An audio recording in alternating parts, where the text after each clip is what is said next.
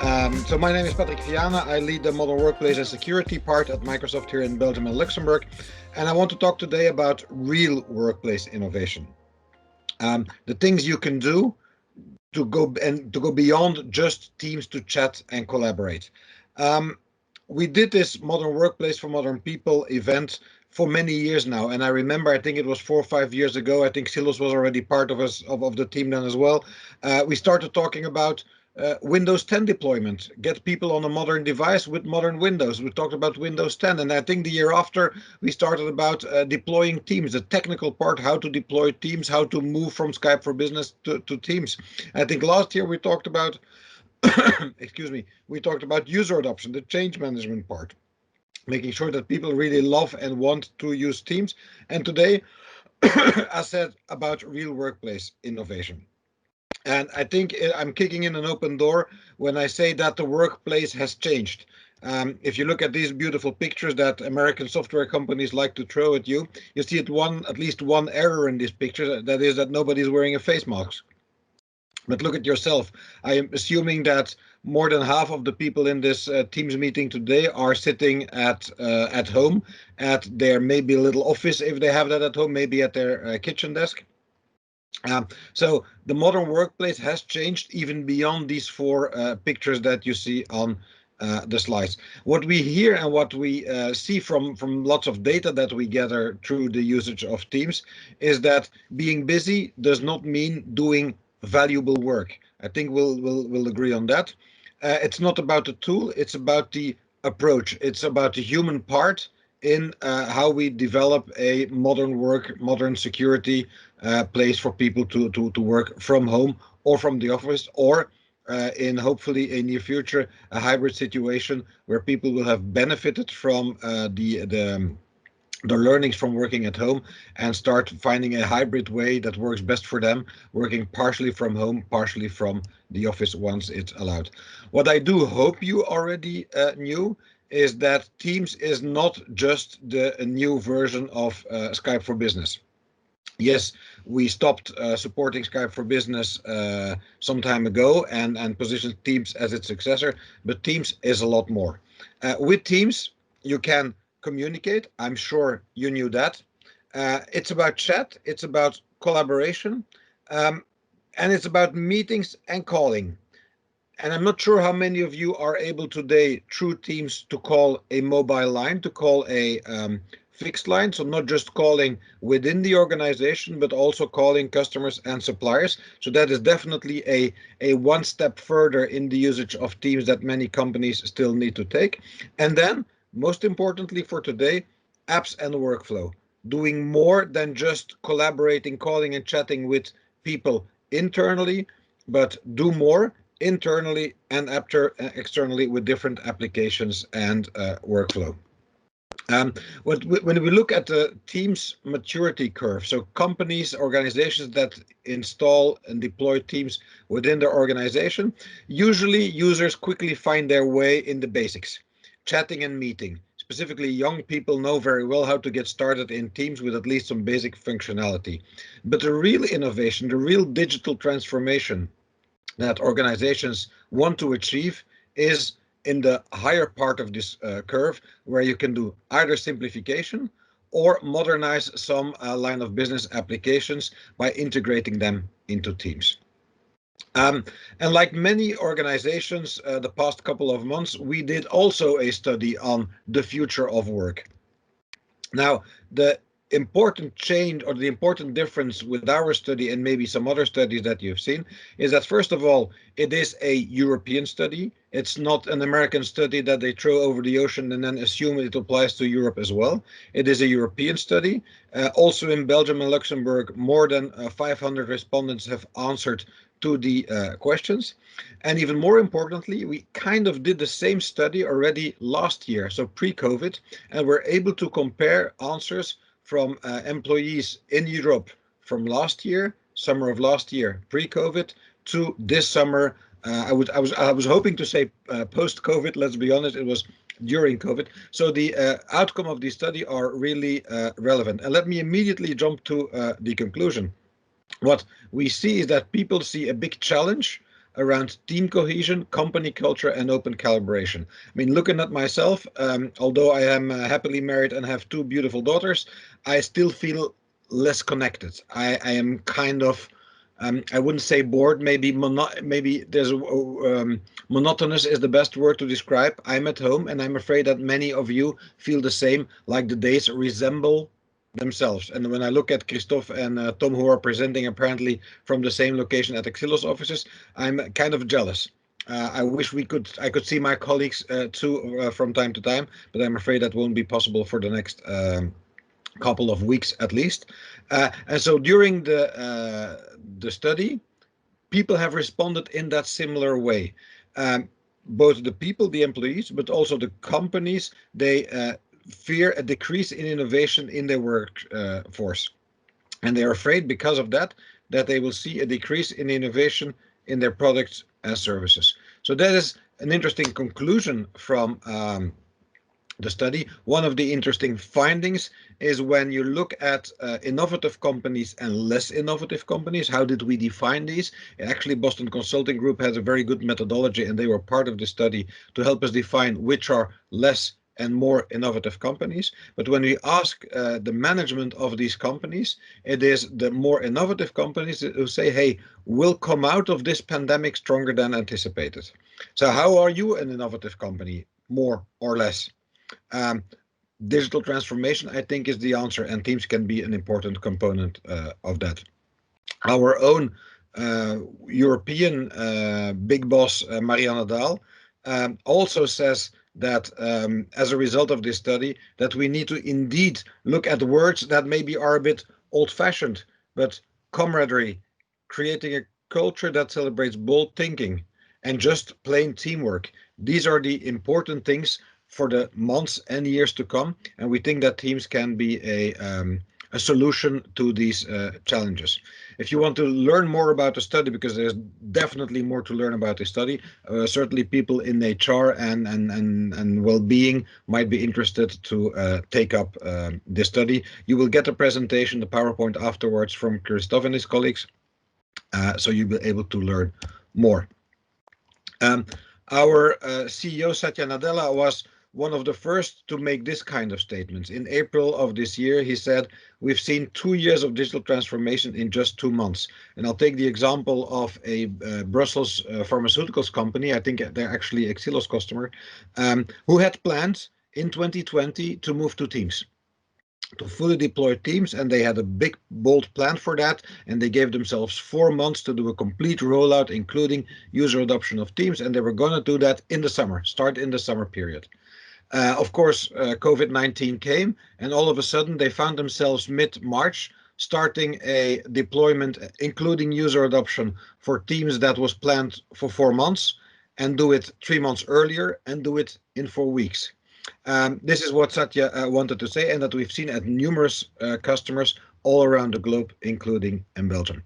A moving graph on how Teams got deployed in different countries from February to the end of March, with a big spike, of course, in Italy, unfortunately, and some countries hit later that had then play catch up, and they did in the meantime. It's not just companies using Teams more, it's also the time spent in Teams meetings per day that took a big boost over the course of this 2-month February, March, and it has not stopped.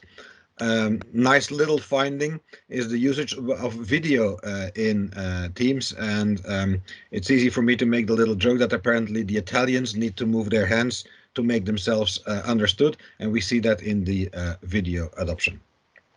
The last pillar for me is the most important one here.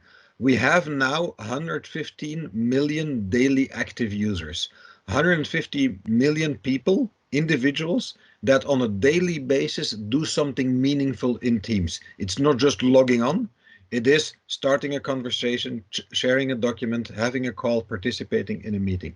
So we've seen a huge spike in the use of Teams all over the world in all kinds of companies and organizations, including healthcare and schools, etc.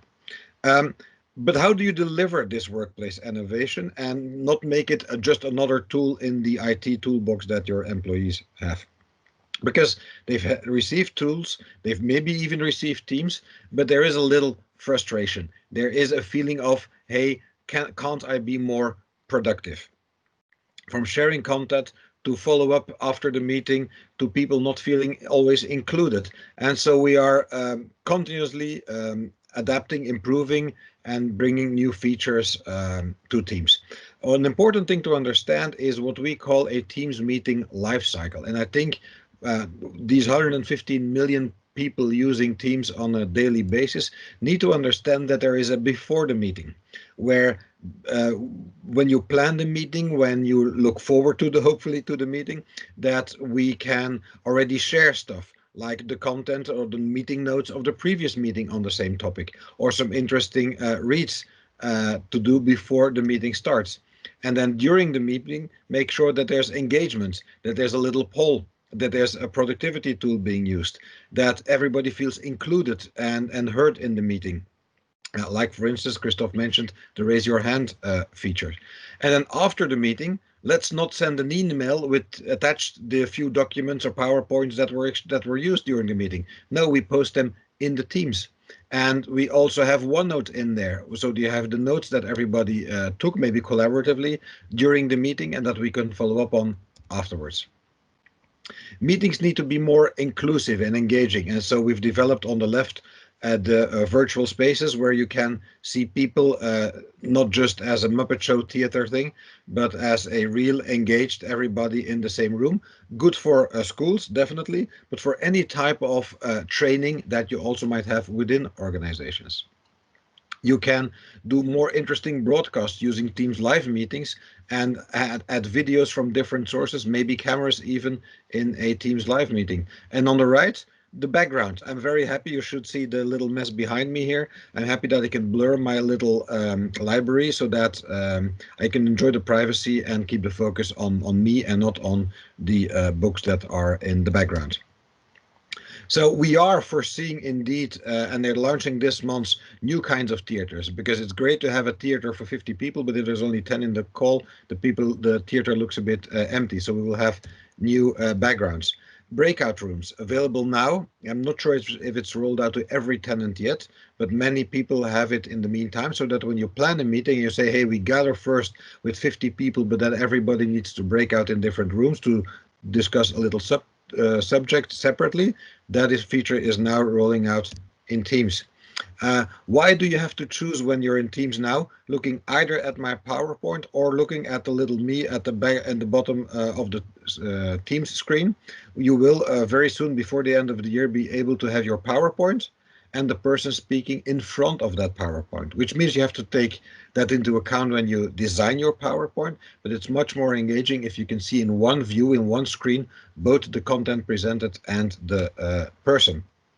A meeting recap, not just the recording of the meeting, like Xylos is doing now, which results in a video of the meeting, but also the transcription, so you can read what is being said and maybe look up in the transcription at one moment in a 2-hour meeting, did they discuss this topic, so that you can go in the long video, not have to watch 2 hours to then come to the conclusion that your topic was only discussed in the last 5 minutes. So the transcription and over time also the translation of that transcription available after the meeting. Don't forget devices. People should have a good device to work with, and that can be a personal device.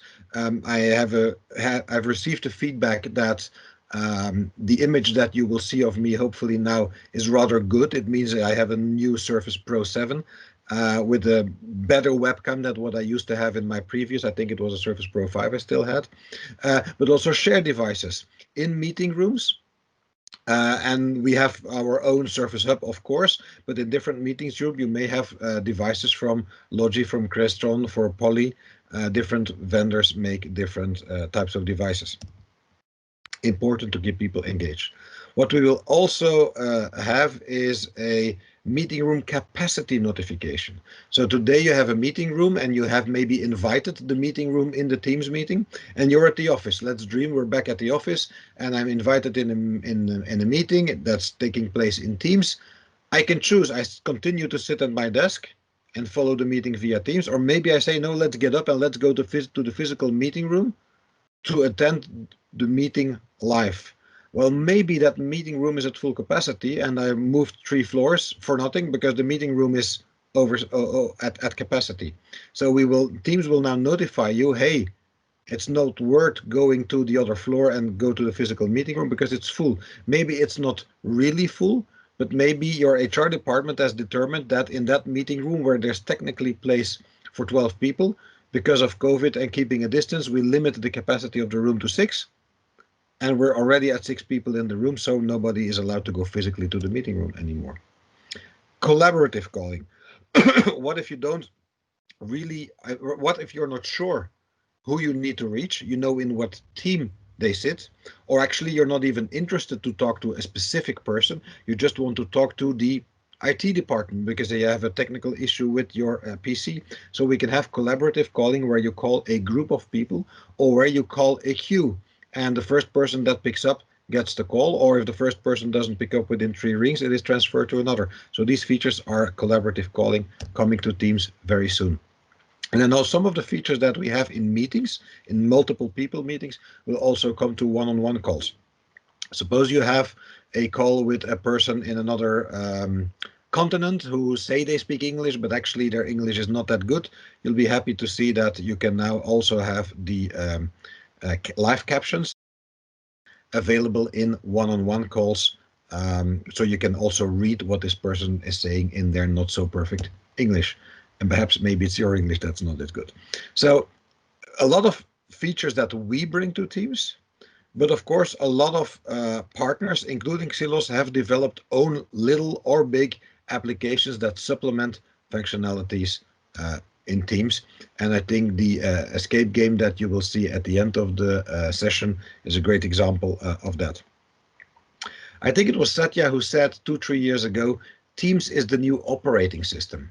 And people, including journalists, were a bit confused. What is this? Teams is the new operating system. Doesn't mean we don't need Windows anymore to run Teams. That was not what he was saying. He was saying Teams will over time become an operating system for anyone that needs to operate with data. Assume indeed, let's hope, that we can have all the data that we need, but that maybe sit in an ERP system, that sit in a CRM system, that can be a non-Microsoft CRM system, that sit in a service application like ServiceNow, that sit in a database. Why do I need to constantly switch between Teams and these other applications to get my job done? This is what we mean with Teams as a platform, Teams as the one application that offers me as a user all the data sets that I need, even if they sit in different silos, to do my job, to make decisions, to write a report, to service a customer right from within Teams, maybe right from within the call. Because indeed, I'm not sure about you, when I got to use Teams for the first time, when was it, 4 or 5 years ago, my maybe first reaction was, yet another inbox, yet another place where I need to go and look occasionally if people have not pinged me, written me something, posted a new thing. I already have Outlook, I already have Yammer, and now I have another thing. I can't keep up. We acknowledge that frustration sometimes, and the answer is Teams. Teams should be the one place where you can, as an information worker, do all your job. The fact that you can already see your agenda, your calendar in Teams, that you don't need to switch to Outlook to see your calendar, is a good indication of that. So imagine indeed this ideal world where all your applications and info are where you need them, being in Teams.